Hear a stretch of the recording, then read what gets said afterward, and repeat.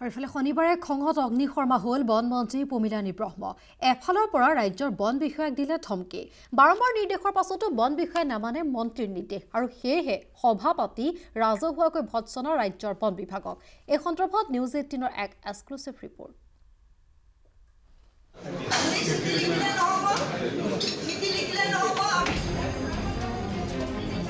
ভীষণ খং বনমন্ত্ৰী প্ৰমীলাৰাণী ব্ৰহ্মৰ। সভা পাতি বন বিষয়াক ধমক। আপুনি যোৱা বছৰৰ নিচিনা এতিয়াও কৰিছে হেতুটো মই নামানো।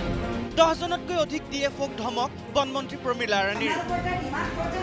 শনিবাৰে এনেদৰে অগ্নিশৰ্মা হৈ উঠিল বনমন্ত্ৰী প্ৰমীলাৰাণী ব্ৰহ্ম। বাৰম্বাৰ দিয়া নিৰ্দেশ মনা নাছিল ডিএফঅয়ে। এই সাপেক্ষে আপোনালোকৰ প্ৰতিটো ডিভিজনৰ পৰা সুন্দৰকৈ যাতে আমাৰ ৰয়েলটি কালেকশ্যন হয় তাৰ কাৰণে আপোনালোকক এক্টিভ হ'বলৈ দিয়া হৈছিল। আপোনাৰ ডিব্ৰুগড়ত যথেষ্ট স্কোপ আছে। সেই স্কোপ থকা সত্ত্বেও আপুনি যোৱা বছৰৰ নিচিনা এতিয়াও কৰিছে হেতুটো মই নামানো। শনিবাৰে গুৱাহাটীৰ পাঞ্জাবাৰীত থকা এইটো অৰণ্য ভৱনত অনুষ্ঠিত হয় শীৰ্ষ বিষয়াক লৈ বনমন্ত্ৰীৰ এইখন ভিডিঅ' কনফাৰেন্স। ৰাজ্যৰ ডিএফঅসকলৰে মত বিনিময় কৰে বনমন্ত্ৰী প্ৰমীলাই। ইয়াৰ মাজতে খঙত অগ্নিশৰ্মা হৈ উঠিল বনমন্ত্ৰী প্ৰমীলাৰাণী ব্ৰহ্ম। এইবিলাক পুৰণা ৰিয়েলাইজ কৰা নাই, আউটষ্টেণ্ডিং আছে। আপোনালোকৰ তাত ডিমাণ্ড প্ৰজেক্ট আছে আপোনালোকৰ তাত। এয়া নিউজ 18 অসম নৰ্থ ইষ্টৰ কেমেৰাত বন্দী হোৱা এক্সক্লুচিভ দৃশ্য। বগীবিল দলং নিৰ্মাণৰ পৰা ৰয়েলটি পোৱা নাই বন বিভাগে, কিন্তু কিয়? বগীবিল দলং আপোনালোকৰ তাত আছে। বগীবিলৰ যিখিনি ৰয়েলটি আমি পোৱা নাই।